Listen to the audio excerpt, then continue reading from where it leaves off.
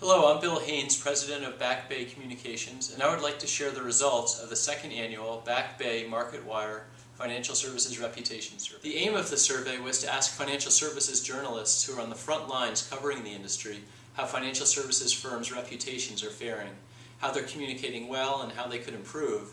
We also wanted to compare this year's survey with the results of a year ago. 107 financial services journalists took our online survey in January and February 2010. So what is the overall takeaway from the survey?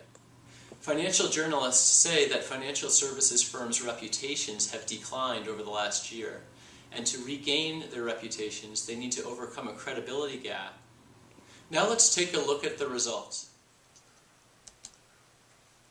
Of the 107 journalists polled, 54% said the communications efforts of financial services firms were fair, while 21% said they were good, 2% excellent, and 21% poor. 83% said the reputation of the financial services sector has declined over the past year, with 59% saying it has declined significantly and 24% saying it has declined slightly.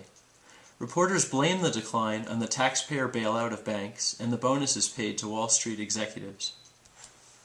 Reporters say their own industry's effectiveness was only slightly better, with 42% giving journalists a fair rating at covering the finance sector, 38% rating themselves good, 5% excellent, and 12% poor.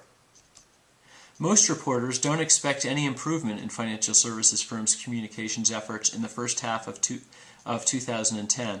With 64% saying it will stay the same, 25% saying it will improve, and 9% anticipating a further decline. According to 82% of respondents, the biggest communications challenges for financial services firms in the next 6 months will be overcoming a credibility gap with their constituencies. This is compared to 66% in last year's survey. Managing crises, 33% versus 57% in 2009, and responding to regulatory changes. Reporters also said financial firms need to do a better job explaining complex developments in a way people can understand them. According to respondents, financial services companies have an opportunity to rebuild trust by being seen as honest and credible, having their customers' interests in mind, and being financially sound.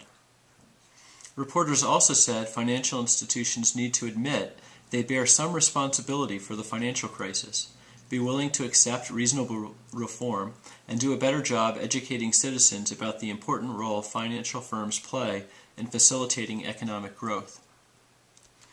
While last year reporters were focused on the problems financial institutions were having communicating effectively during the depths of the financial crisis, this year's results reveal the extent to which trust has been lost and needs to be rebuilt.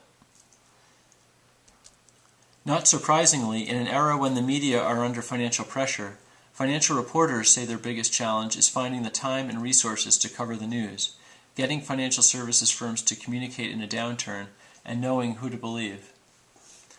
Personal contacts, direct communications from companies, and commercial wire services are the primary sources reporters use to identify article topics. Email, news releases sent over wire services, and face-to-face meetings are some of the best ways for financial services firms to communicate with their constituencies. Survey respondents say some of the best ways for financial services companies to receive positive media coverage is through having company executives available to discuss industry trends and developing relationships with reporters.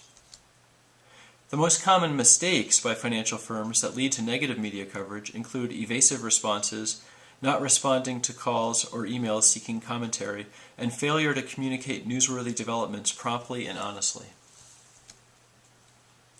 Honesty, timeliness, and access are the 3 most important things for crisis communications, according to reporters polled. Not surprisingly, then, lack of communication, lack of access, dishonesty, and inconsistency are the most common crisis communications mistakes. Survey respondents say financial services firms can improve their communications by being more accessible to reporters, developing professional relationships with reporters, and communicating in good times and bad.